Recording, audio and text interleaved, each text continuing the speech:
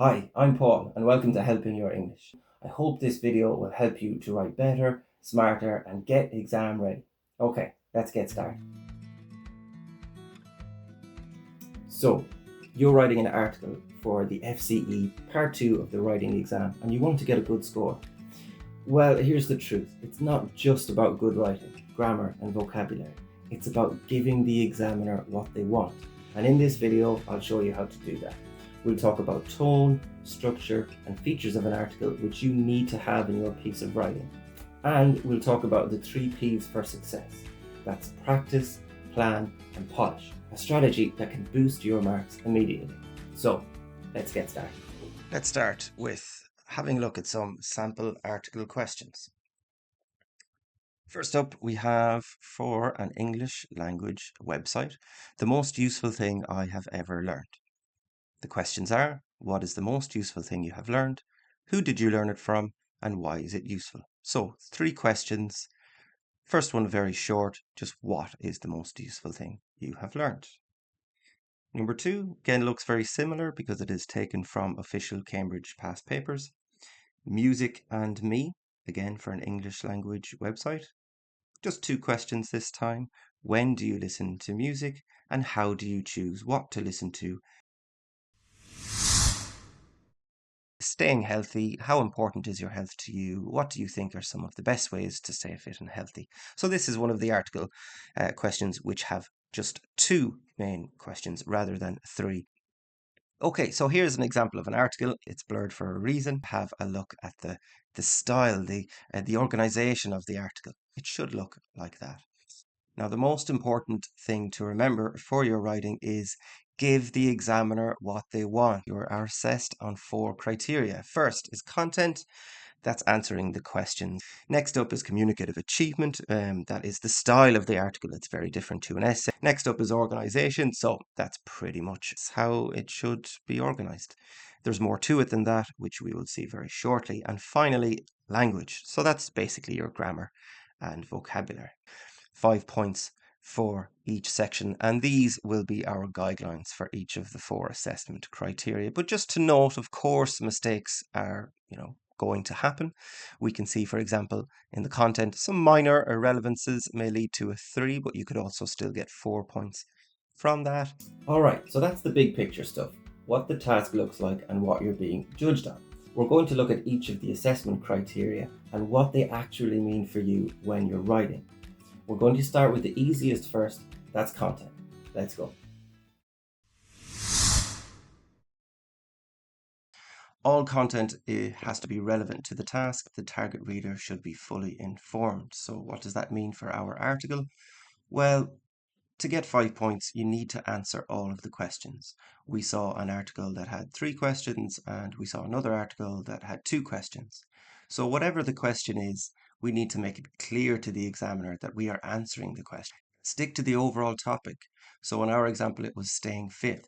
So health and fitness. It could be music, food, whatever the overall topic is. We keep the content to that topic.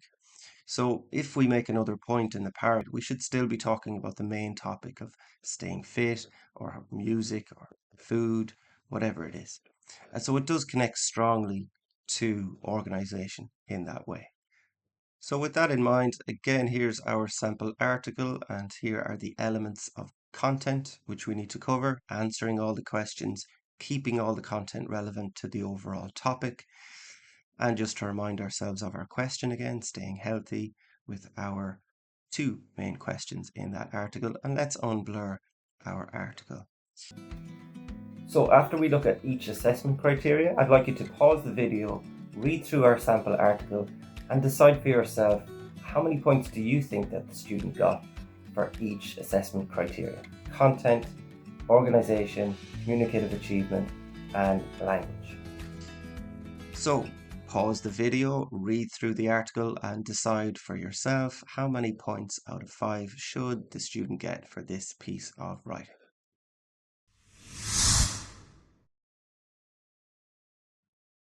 Organization and content are very closely linked. We can see there for organization, the text is well organized and coherent using a variety of cohesive devices and organizational patterns to generally good effect.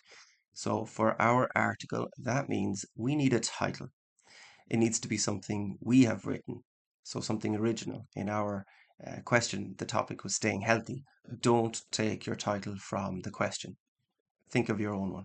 Sometimes it can be helpful to wait until the end after you have written your answer to decide what your title might be. It's up to you.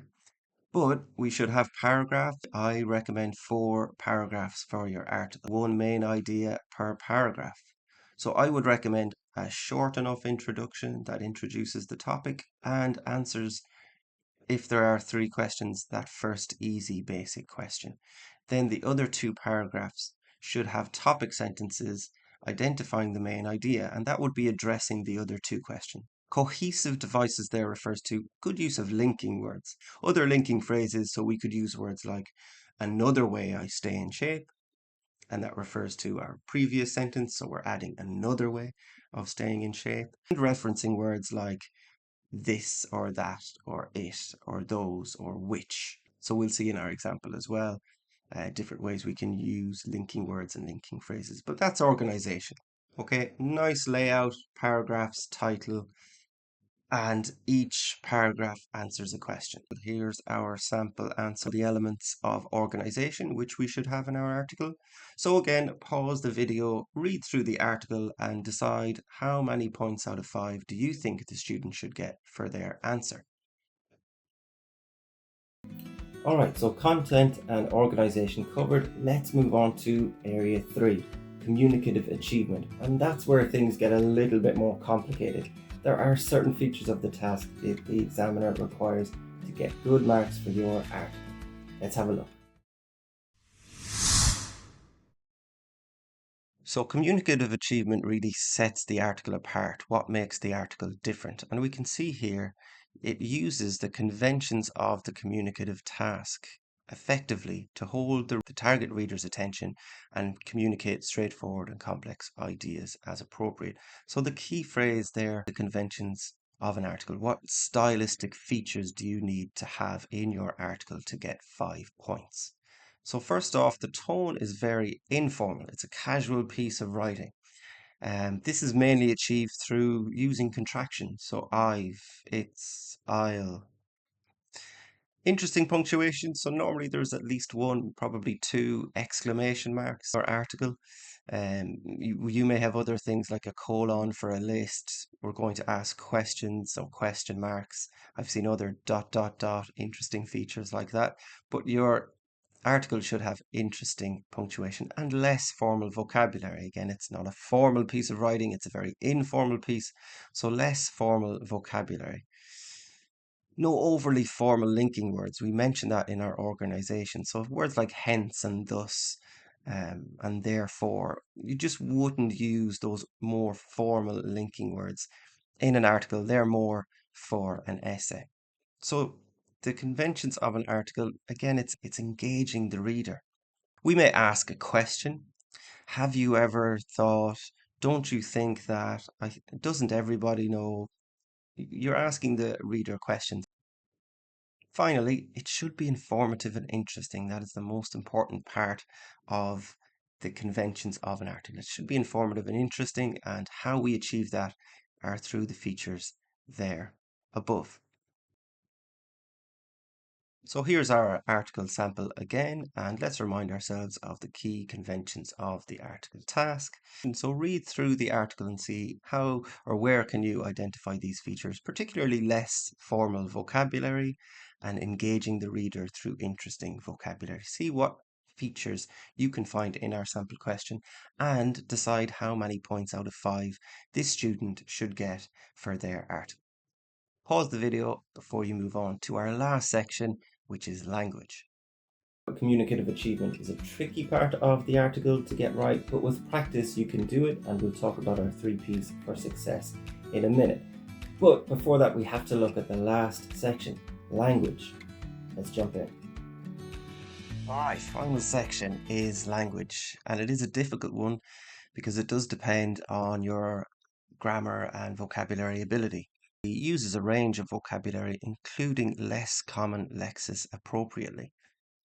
We can also see for grammar, it uses a range of simple and complex grammatical forms with control and flexibility. We can also see occasional errors may be present, but do not impede communication. We can make mistakes. You could still get a 4 or a 5 from your language section and have mistakes grammatically or with your vocabulary. But more specifically, we really need to, in the grammar, avoid just using the present simple, which is difficult. An article is often talking about your opinions and talking about facts and stuff. So it can be quite easy just to use present simple. And that is one of the key mistakes in my students' writing when we're trying to get them from the beginning of the course towards the end of the course to expand their grammatical use in the article, in their writing in general. So you can't just use present simple. We should try to include some of the following. So we have present perfect continuous. I've been thinking lately, I've been doing a lot of exercise, or I've been trying to do something. Past tenses can be a great way. Recently, I went to, talking about experiences, comparing, and so using your comparative and superlative, modal verbs, maybe passive tense. Conditionals are a very common one that you can use in an article. If you do a little exercise every day, you will stay fit for life. Something like that. Just a nice conditional sentence to vary that grammar. Gerund and infinitive will be used throughout. For example, staying in shape, or I enjoy staying in shape, using your gerund or your infinitive. Relative clauses, so which helps me to stay in shape. Show the examiner what you've got, and they want to see a range of grammar. In terms of vocabulary, we have a few things to consider. Topic-related vocabulary is essential, so whatever our topic is that we're writing about, we need some good, suitable topic vocabulary. Can you remember the phrase that we used for a diet? And also for the walk that the person takes every evening, they used a nice adjective to describe that walk. Then, of course, we could have some phrasal verbs. Again, it's a very informal piece of writing, so phrasal verbs are very suitable. Interesting phrases. Adverbs, perhaps, to describe our verbs or even our adjectives as well. Higher synonyms as well for important, for example, crucial, vital, essential, that kind of thing. Last point, not too formal. We do not want this to be a piece of writing. Using the most difficult vocabulary you can might not be suitable for the article because it's informal. You really don't need very high formal vocabulary in your article. It's a very casual piece. So that's a very crucial point to keep in mind. So let's look at our sample article one more time for grammar and vocabulary this time. So there are all the features we listed under our language section for grammar and vocabulary. And one last time, I'd ask you to pause the video, read through the article again, and see what features under grammar and vocabulary you can identify. And one more time, how many points do you think the student got for the language section of their article? Pause the video and read through. So now that we've covered each section, let's have a look at our sample article and see how many points that the student got for their writing. Please keep in mind, I'm not a trained Cambridge examiner. This is just a general guideline that I would give my own students in my B2 courses and in other courses. So let's have a look at that piece of writing and see how many points they got. Here's our article. And for each section, let's have a look at what they got. So content gave them 5 because all the questions are answered. All the content is relevant and the reader is fully informed. Next section. Organization, very well laid out. Title is great. Paragraphs are there. IDs are clearly organized. Linking words and other cohesive devices are used. So 4 to 5 for organization. Communicative achievement next. Being conservative on this, as I am not a Cambridge examiner, I would say about 3 to 4. Some of the features of the task are used. Holds the reader's attention sufficiently, I would say yes, and complex and straightforward ideas are used. So 3 to 4. And the last section, language. There is a range of grammar shown, absolutely. Mistakes do not impede understanding. There are very few mistakes in this article. I think perhaps only one technical grammar mistake, and it certainly doesn't impede understanding. And there are some examples of less common and appropriate vocabulary used.